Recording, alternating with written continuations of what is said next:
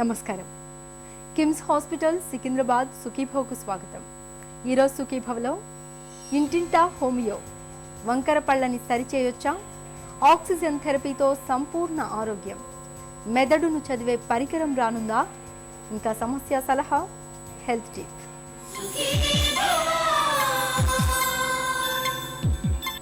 Season మారినప్పుడు, వాతావరణంలో మార్పులు కనిపించినప్పుడు మనలో చాలా మందికి చాలా రకాల అనారోగ్య సమస్యలు కనిపిస్తూ ఉంటాయి.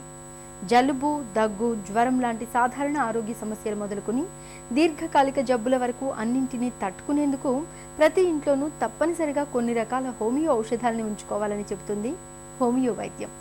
అలాంటి హోమియో ఔషధాల గురించిన పూర్తి వివరాల్ని ఇప్పుడు తెలుసుకుందాం.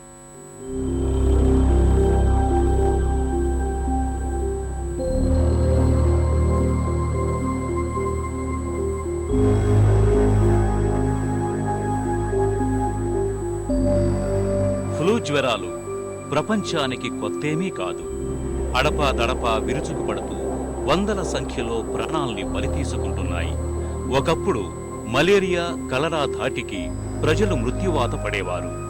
ఇప్పుడు వాటి స్థానాన్ని ఫ్లూ వైరస్లు ఆక్రమించాయి. గతంలో Spanish flu, Russian flu, Hong Kong flu, Asian ఫ్లూలు వేల సంఖ్యలో నిండు ప్రాణాల్ని పొట్టన పెట్టుకున్నాయి. సాధారణ ఫ్లూ వైరస్లు ఇంత ప్రమాదకరంగా పరిణమించటానికి కారణం అవి ఎప్పటికప్పుడు తమ స్ట్రక్చర్ను మార్చుకుంటూ మరింత శక్తిమంతంగా మారటమే. మారిన వైరస్ నిర్మాణం వల్లే ప్రస్తుతం స్వైన్ ఫ్లూ వ్యాధి ప్రపంచ దేశాలను హడలెత్తిస్తోంది.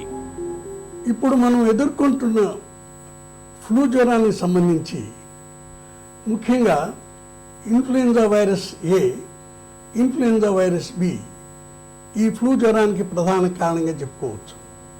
వైరస్ క్రిములు శరీరంలో ప్రవేశించిన తర్వాత 1-2 రోజుల తర్వాత మనకి ఫ్లూ లక్షణాలు ఆరంభమవుతాయి. ఇంక్యుబేషన్ పీరియడ్ అంటారు ఈ 1-2 రోజులు. ఈ ఫ్లూ లక్షణాలు ఆరంభమైనప్పుడు ముఖ్యంగా రెస్పిరేటరీ ట్రాక్ట్ అంటే ఈ శ్వాస అవయవాలు ఎక్కువగా ఎఫెక్ట్ అవుతాయి. ఇన్ఫ్లుయెంజాలో అంటే ముక్కు దగ్గర మొదలుపెట్టుకుని గొంతు, తర్వాత బ్రాంకై, తర్వాత ఊపిరితిత్తులు అంటే శ్వాసనాళాలు, ఊపిరితిత్తులలోకి ఈ లక్షణాలు వ్యాపిస్తాయి. మొదటిగా 1-2 రోజులు జ్వరం ఉంటుంది, తీవ్రంగా తుమ్ములు ఉంటాయి, ముక్కులు కారుతాయి, గొంతులో నొప్పి ఉంటుంది, దగ్గు ఉంటుంది. ఆ తర్వాత ఈ జీర్ణమండల వ్యవస్థ కూడా ఈ వ్యాధికి గురవడం జరుగుతుంటుంది. అంటే మామూలుగా ఈ వాంతులు, వికారం, అలాగే విరోచనాలు, ఈ లక్షణాలన్నీ కూడా కనపడతాయి. ఫ్లూ జ్వరాలకు ఇన్ఫ్లుయెంజా వైరస్లే ప్రధాన కారణం. ఇన్ఫ్లుయెంజా ఏ, బి వైరస్లు మనిషికి ఫ్లూ జ్వరాన్ని తెచ్చిపెడతాయి. ఫ్లూ కారక వైరస్లు ఒకరి నుంచి మరొకరికి గాలి ద్వారా వ్యాపిస్తాయి. వ్యాధితో బాధపడుతున్న వ్యక్తిని ముట్టుకున్నప్పుడు, అతను వాడిన వస్తువుల్ని వాడినప్పుడు వ్యాధికారక వైరస్ ఇతరుల శరీరంలోకి చేరుతుంది. ఫ్లూ జ్వరాల బారిన పడ్డప్పుడు జ్వరం, దగ్గు, గొంతు నొప్పి, కండరాల నొప్పులు, తలనొప్పి, నీరసం, నిస్సత్తువతో పాటు కొంతమందిలో వాంతులు, విరేచనాలు కూడా అవుతుంటాయి. ఇలాంటప్పుడు శ్వాస వ్యవస్థలోనూ జీర్ణ మండలంలోనూ కనిపించే వ్యాధి లక్షణాలు వ్యక్తి ప్రవృత్తిని పరిగణలోకి తీసుకుని హోమియో ఔషధాలను ఎంపిక చేసుకోవాలని చెబుతున్నారు డాక్టర్.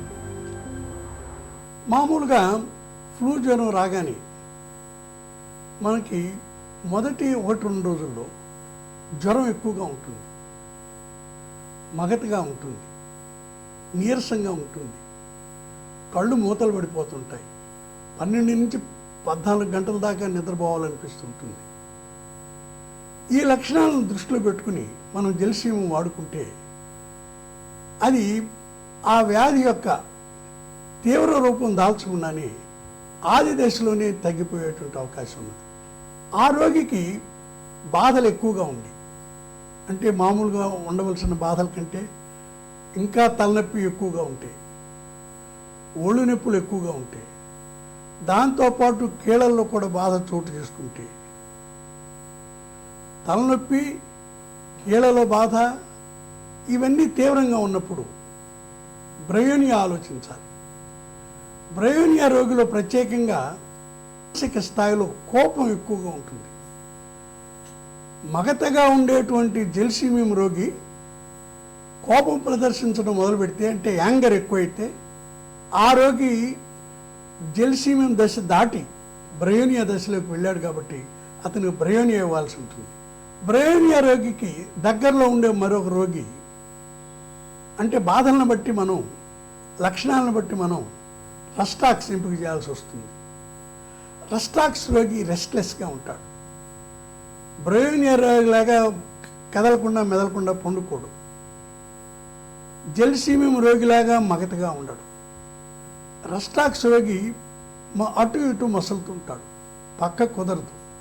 అటు ఇటు మసులుతుంటే కానీ అతనికి హాయిగా ఉండదు. బ్రయోనియా రోగిలో దాహం ఎక్కువగా ఉంటుంది. రస్టాక్స్ రోగిలో దాహం ఉండదు. రెస్ట్లెస్నెస్ ఎక్కువగా ఉంటుంది. తర్వాత కీళ్ళల్లో నొప్పి ఎక్కువగా ఉంటుంది. లేచి అటు ఇటు తిరగాలనిపిస్తుంటుంది. ఈ దశలో మనం వాడుకోదగినటువంటి ఔషధం రస్టాక్స్.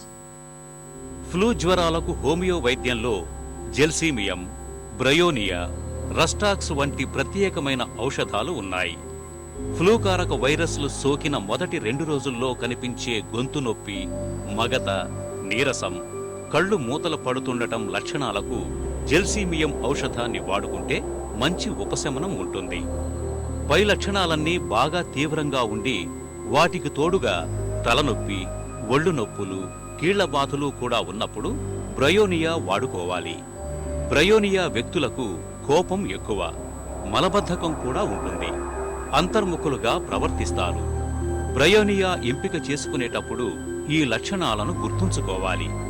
ఫ్లూ బాధలు బాగా తీవ్రంగా ఉండి మనిషి అస్థిమితంగా కదులుతున్నప్పుడు రస్టాక్స్ ఔషధాన్ని వాడుకోవాలి.